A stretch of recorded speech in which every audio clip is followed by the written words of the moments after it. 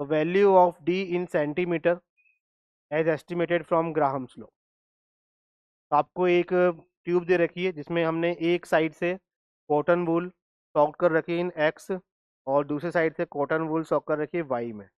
ठीक है, और जब एक्स और वाई डिफ्यूज हुई होंगी यहाँ पे, तो इनिशियल जो फॉर्मेशन था प्रोडक्ट का वो कहीं हुआ, और उसकी एक्स से डिस्टेंस कितनी दे रखी है डी। टोटल लेंथ 24 सेंटीमीटर है। यहाँ पर एक क्वेश्चन में मिस्टेक जो है वो ये है कि यहाँ पे मोलर मास हमें नहीं दे रखा है एक्स और वाई का। तो मोलर मास ऑफ एक्स जो है वो 10 ग्राम पर मोल है, और मोलर मास ऑफ वाई जो है वो 40 ग्राम पर मोल।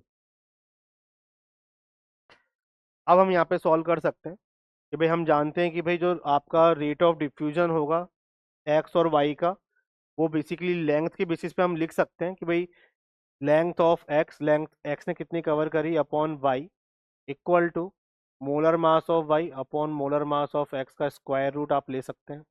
तो एक्स जो में जब आपका कॉटन वूल सॉक थी, वहां से जब कोई पार्टिकल निकलेगा तो वहां दे रखा है जब फॉर्मेशन बना तब इसने कितनी डिस्टेंस कवर करी है डी।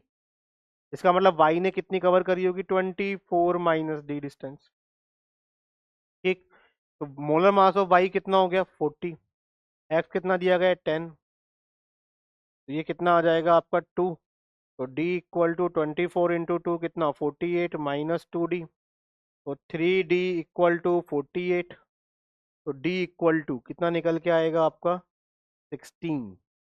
तो बेसिकली यहाँ पे जो d कितना आ रहा है, यानी x से कितनी डिस्टेंस आ रही है 16 सेंटीमीटर की डिस्टेंस निकल के आई है।